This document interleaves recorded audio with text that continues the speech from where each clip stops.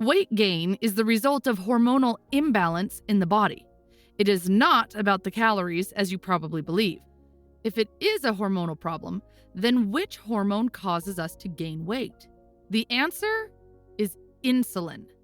Here's a simple test to prove that insulin causes weight gain. If you take a person and cut out 80% of his daily calories and inject him with insulin, he would gain weight, despite the 80% reduction in caloric intake. High levels of insulin over a long period of time is the main reason we gain weight. To lose weight, you need to lower your insulin level. And how do you do that? You need to change two things. Number one, when you eat. Number two, what you eat. Before explaining each of these 2 points, I would like to mention that all the information you are about to hear in this video is the summary of lessons I learned in a book called The Obesity Code: Unlocking the Secrets of Weight Loss, written by Canadian doctor Jason Fung. Okay, let's start with the first point: when you eat. As already mentioned, weight gain is a hormonal problem. Hormones are chemical messengers that regulate many body systems and processes, such as hunger, fat storage, blood sugar levels, etc. We don't consciously control our body weight any more than we control our heart rates, basal metabolic rates, body temperatures, or breathing. They're all automatically regulated, and so is our weight. Hormones tell us we are hungry. Hormones tell us we are full. Hormones increase energy output, and the hormone that regulates our weight is insulin. Insulin is released every time you eat something. Some food and drinks, of course, spike insulin higher compared to others, but all food raises insulin levels. People with more weight release much higher insulin levels than those of normal weight. In lean people, insulin levels quickly return to normal after a meal, but in overweight people, these levels remain high. High levels of insulin over a long period of time eventually creates something called insulin resistance. To understand what insulin resistance is and how it develops, we have to understand the nature of the human body. The human body wants to stay in a state of balance. So if things change in one direction, the body reacts by changing in the opposite direction to return closer to its original state. For example, if you become cold, the body adapts by increasing body heat generation. If you become hot, the body sweats to try to cool itself. In simpler words, the body develops resistance. The same is the case with drugs. A person who takes cocaine for the first time experiences a high state. But the next time he takes the same quantity of drug, he doesn't experience the same sensation, and he has to increase the dosages every single time to experience the same high. Why is that? It's because the body develops resistance. Similarly, when our body gets more insulin, it develops resistance, and to reach the same energy levels, our body asks for more insulin. It is a vicious circle that keeps on repeating. Hence, insulin causes insulin resistance. Insulin resistance is the hidden culprit behind weight gain, diabetes, fatty liver, heart disease, cancer, etc. In the past, your grandparents didn't eat snacks. They used to eat 3 meals: breakfast, lunch, and dinner. And their insulin level would spike 3 times, but then would go down during the time they didn't eat. So, the 12-hour feeding window would be compensated with a 12-hour fasting window.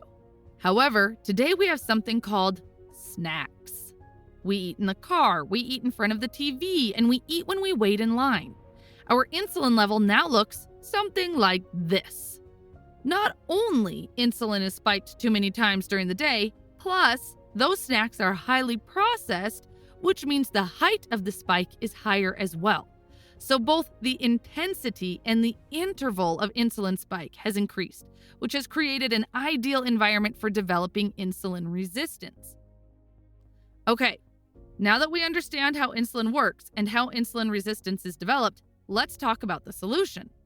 All foods raise insulin regardless of how healthy the food is. That is why the only way for us to lower it is to completely avoid food. In other words, fast. Fasting is the process where the body starts to burn fat instead of glucose to generate energy. Fat is simply the body's stored food energy. In times of food scarcity, stored fat is naturally released to fill the void. The body does not burn muscle in an effort to feed itself until all the fat stores are used. Many people have a myth that fasting makes them lose muscle mass. The breakdown of muscle tissue happens only at extremely low levels of body fat. Fat is burned first. Saying that fasting burns muscle is like saying you have a huge amount of firewood stored in your house, but you chose to burn the sofa first. Fasting doesn't cause malnutrition since magnesium, calcium, and phosphorus levels during fasting are stable because of the large amounts of these minerals stored in the bones. Fasting can be scary for people who've never done it before. Here are some questions that always come up when it comes to fasting. Number 1, I get hungry when I fast. What can I do? This is probably the number 1 concern of fasters everywhere. The truth is that hunger comes in waves. People think that every coming hunger wave is stronger than the previous one, but it's not the case. If you're experiencing hunger, it will pass. Staying busy is often helpful. Number 2, what can I have on fasting days? Try to stay well hydrated throughout your fast. Aim to drink 2 liters of water daily. Be careful to break your fast gently. Overeating right after fasting may lead to stomach discomfort. Number 3, can I exercise while fasting? Absolutely. There's no reason to stop your exercise routine. Fasting is an ideal time to exercise. 4, will fasting make me tired? Many people find that they have more energy during a fast, probably because of increased adrenaline. If you experience excessive fatigue, you must stop fasting and seek medical advice immediately. Number 5, will fasting make me confused or forgetful? No. You shouldn't experience any decrease in memory or concentration. On the contrary, long-term fasting may actually help you improve your memory. Number 6, I get dizzy when I fast. What can I do? Be sure to drink plenty of fluids. Adding sea salt to water often helps. Number 7, I get muscle cramps. What can I do? Low magnesium levels may cause muscle cramps. You may take an over-the-counter magnesium supplement. Number 8, I get headaches when I fast. What can I do? Try increasing your salt intake. Headaches are quite common the first few times you try a fast. It's believed that they're caused by the transition from a relatively high-salt diet to a very low-salt intake on fasting days. Headaches are usually temporary. Number 9, my stomach is always growling. What can I do? Try drinking some mineral water. Number 10, since I've started fasting, I experience constipation.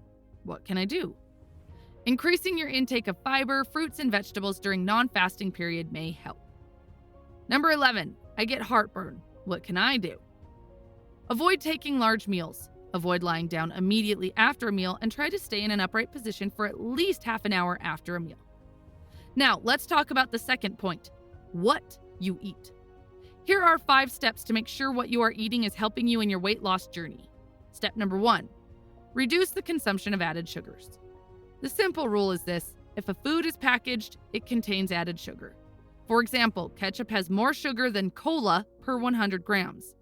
You may also be wondering how much sugar is acceptable. Well, this is like asking how many cigarettes are acceptable. What about dessert?